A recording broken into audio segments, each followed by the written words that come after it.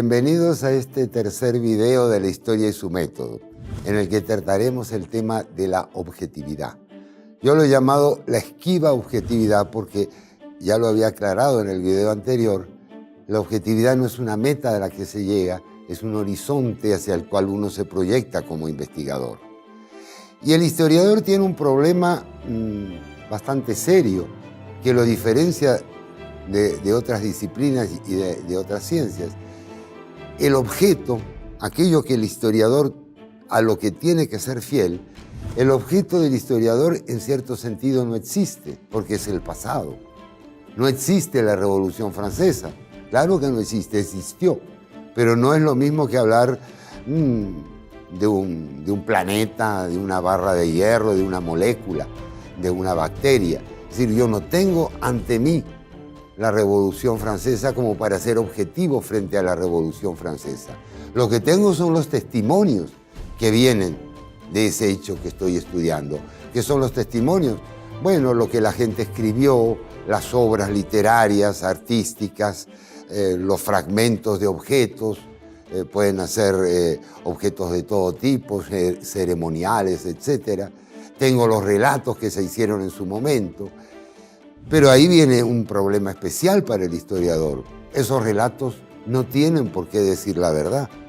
Yo estoy leyendo una obra y ¿cómo sé que el autor realmente dijo la verdad o quiso decir la verdad?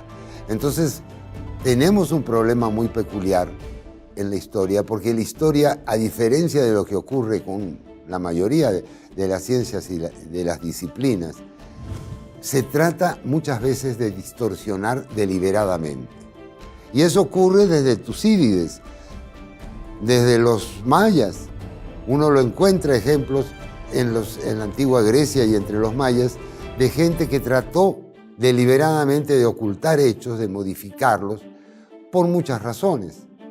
Por eso la historia es importante políticamente, porque la historia es un arma que presenta la realidad actual a la luz de un pasado, y un pasado que se teje, que se elabora para presentar el presente de cierta manera y cumplir fines determinados.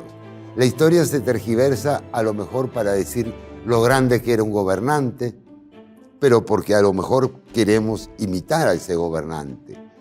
Se tergiversa para decir lo malo que era el pasado porque queremos hacer una revolución y cambiarlo.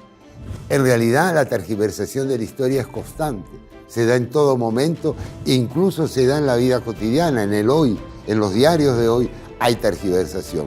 Por eso el historiador debe hacer un trabajo muy paciente, muy cuidadoso, muy reflexivo para ir tratando de acercarse a esa objetividad que, como les decía, es tan esquiva. Acabamos de hablar de los problemas y las limitaciones que tiene la objetividad para el historiador, para el que hace historia. Pero no por eso debemos renunciar a tratar de ser objetivos. El hecho de que siempre todo relato histórico, toda narración esté teñida de nuestra subjetividad, no implica de que vamos a deliberadamente a distorsionar los hechos, que vamos a perder de vista ese deseo de transmitir, de legar una obra donde se cuente lo que ha pasado. ¿Qué debemos hacer? ¿Qué debemos hacer para acercarnos a la objetividad? Bueno, lo primero que debemos hacer es muy simple, muy elemental y muy claro, es querer hacerlo. Si nosotros no deseamos ser objetivos, nunca lo vamos a hacer. Y eso lo digo porque hay mucha gente que escribe libros de historia para favorecer un partido político, para darle brillo o ensuciar a una determinada personalidad, para desarrollar una agenda religiosa, política, incluso estética. Si nosotros no asumimos como valor ético la objetividad, nunca vamos a ser objetivos. Yo creo que sí, dentro de los que me están viendo hay muchos que piensan que sí pueden hacerlo, que sí al menos desean hacerlo. Y ahí les daría dos recomendaciones para la persona que quiere ser objetiva. No técnicas, sino éticas y generales. La primera es no convertirse en jueces.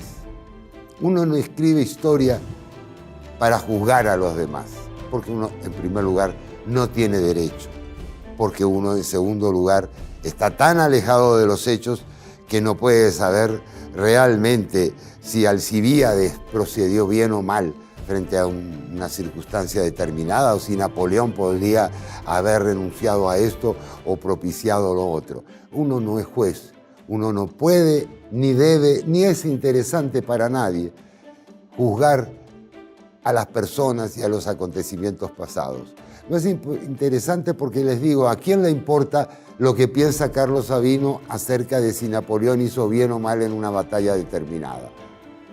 Esa es una presunción, es una soberbia del investigador que realmente no lleva a ninguna parte sino a hacer mala historia.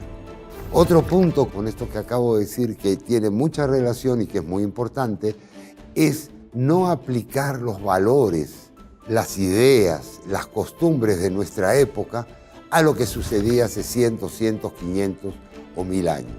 Porque realmente el ser humano vive en un entorno de costumbres, vive en un entorno de tradiciones, vive en un entorno de valores y de costumbres sociales que realmente lo hacen actuar de manera diferente. De tal manera que yo no puedo criticar a Hernán Cortés por lo que hizo cuando llegó a América, ni puedo criticar quizá, vamos a decir, a Tecún Umán por lo que hizo o lo dejó de hacer, porque vivían en un mundo diferente. Justamente el trabajo del investigador, el trabajo del buen historiador, en la búsqueda de la objetividad, es tratar de recrear ese mundo, de entender a los malos y a los buenos, a Hitler y a la Madre Teresa de Calcuta. A todos hay que tratar de entenderlos para hacer buena historia. Y ahí vienen las dos recomendaciones que yo puedo hacer ya en el punto de vista más técnico. Luego lo veremos en otro video con más exactitud. La primera es hacer un análisis, o sea, hacer una recopilación exhaustiva de las fuentes, como decíamos cuando veíamos el problema de la sistematicidad. Eso quiere decir no dejar de lado aquellas fuentes le llamamos a los que nos proporcionan datos, no dejar de lado aquellas fuentes que nos dicen cosas que no quisiéramos saber o que no quisiéramos oír porque no nos gustan, porque no nos coinciden con nuestras ideas. No, debemos tomar todas las fuentes en consideración.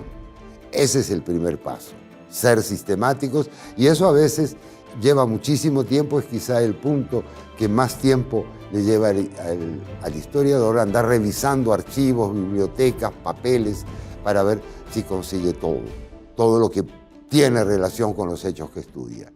Y la segunda recomendación, la última recomendación importante en este sentido, es hacer una crítica de las fuentes. Ninguna fuente, como decíamos, puede ser tomada en su valor facial. No podemos estar seguros de que una persona está diciendo la verdad, aun cuando está mandando una carta a un familiar, porque puede estar exagerando, ocultando, cambiando los hechos, aún en esa carta privada. Y más, quizá en alguna declaración, en una autobiografía, en una biografía. Por lo tanto, esas son las dos recomendaciones técnicas. Ser exhaustivo y sistemático en la búsqueda de fuentes y ser crítico con cada una de las fuentes.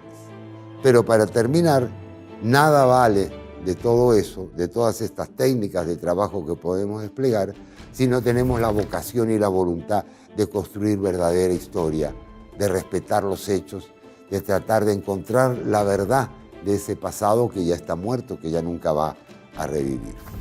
En la próxima sesión veremos otro problema fundamental, no ya el de la objetividad, sino el de las causas, el de por qué se producen los hechos, el problema que llamamos de la causalidad.